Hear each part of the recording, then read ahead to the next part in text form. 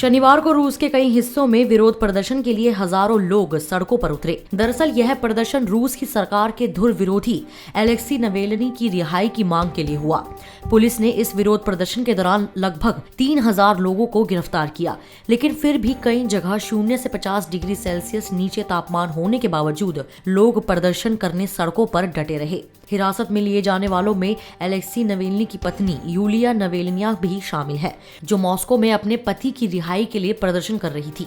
राष्ट्रपति Vladimir Putin के सबसे बड़े आलोचक और धुर विरोधी नवेलनी को 17 जनवरी को गिरफ्तार किया गया था, जब वह जर्मनी से मॉस्को लौटे।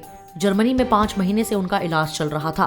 उन्होंने रूस सरकार पर उनको जहर देने का आरोप लगाया है। नवेलनी की रिहाई के लिए देश भर में हो रहे प्रदर्शनों को हाल के सालों में राष्ट्रपति पुतिन के खिलाफ सबसे बड़ा विरोध प्रदर्शन माना जा रहा है। कहते हैं कि मुसीबत की घड़ी में जो आपका साथ दे वह सच्चा दोस्त होता है।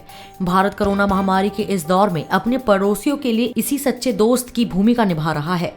आबादी के लिहाज से दुनिया का दूसरा सबसे बड़ा देश होने के बावजूद भारत लगातार अपने जरूरतमंद पड़ोसियों को कोरोना वैक्सीन भेज रहा है।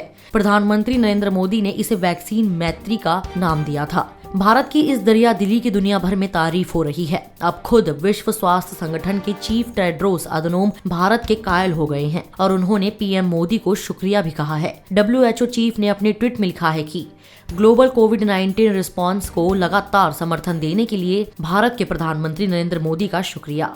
मिलकर काम करने, ज्ञान साझा करने से ही हम इस वायरस को रोक सकते हैं और जिंदगियां बचा सकते हैं।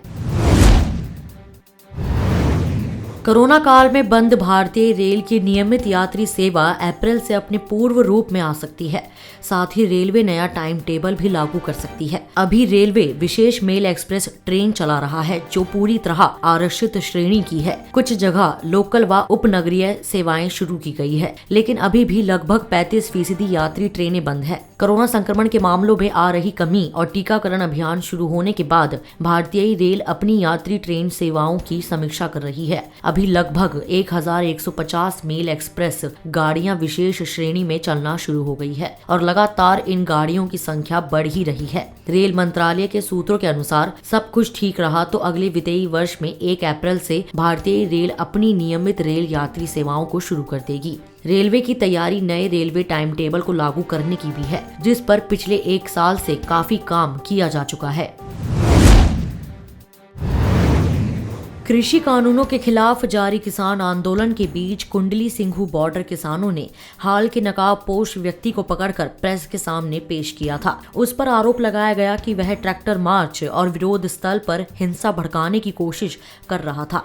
इसी नकाबपोश को शनिवार रात सोनीपत पुलिस ने क्लीन चिट दे दी है। सोनीपत के पुलिस अधीक्षक जशनदीप रंधावा ने एक संवाददाता सम्मेलन को संबोधित करते हुए कहा कि उन्होंने मामले की जांच के लिए वरिष्ठ अधिकारियों की 3 सदस्यीय टीम बनाई है। उन्होंने कहा कि जांच के दौरान गिरफ्तार युवक योगेश ने कहा कि उसने शुक्रवार रात मीडिया के सामने झूठे बयान दिए थे। हमने उसका मेडिकल परीक्षण किया है और उसकी पीठ पर चोट के निशान भी थे। युवक ने दावा किया कि उसने किसानों के दबाव के कारण गलत बयान दिए और आरोप लगाया कि प्रदर्शनकारियों ने उनकी पिटाई की। जांच दल ने पाया कि युवक का गणतंत्र दिवस पर किसानों की ट्रैक्टर परेड और विरोध स्थल पर हिंसा भड़काने का कोई इरादा नहीं था। भारतीय किसान यूनियन के नेता राकेश टिकैत ने कहा कि ट्रैक्टर मार्च को लेकर यूपी गेट बॉर्डर पर किसानों का जत्था लगातार आ रहा है। उन्होंने दावा किया कि गणतंत्र दिवस पर करीब 3 लाख ट्रैक्टर दिल्ली की सड़कों पर उतरेंगे। टिकैत ने कहा कि आंदोलन स्थल पर अराजक तत्वों पर खास नजर है। इसके लिए 500 वॉलंटियर को लगाया गया है, जो सभी लोगों की तलाशी लेंगे। इस दौरान वह खुद अपनी तलाशी कराएंगे। उनका कहना है कि किसान शांतिपूर्वक ट्रैक्टर मार्च करेंगे। किसी भी अराजक स्थिति के लिए पुलिस जिम्मेदार होगी। उन्होंने कहा कि उत्तर प्रदेश, दिल्ली और हरियाणा पुलिस की किसानों के साथ बैठक में मार्च का खाका तैयार किया जा रहा है। वहीं वार्ता के संबंध में कहा कि सरकार को अगर जरूरत होगी तो फरवरी में बात करेंगे। जनवरी में किसानों के पास अब सरकार से वार्ता करने का समय नहीं है। इस वीडियो में इतना ही। मैं कोमल, पंजाब केसरी दिल्ली से। अगर आपको हमारी ये खबर जानकारी पूर्ण लगे तो हमारे फेसबुक पेज punjabkesari.com को लाइक करें और अगर आप हमारी ये वीडियो YouTube पर देख रहे हैं तो हमारे चैनल को सब्सक्राइब करना ना भूलें।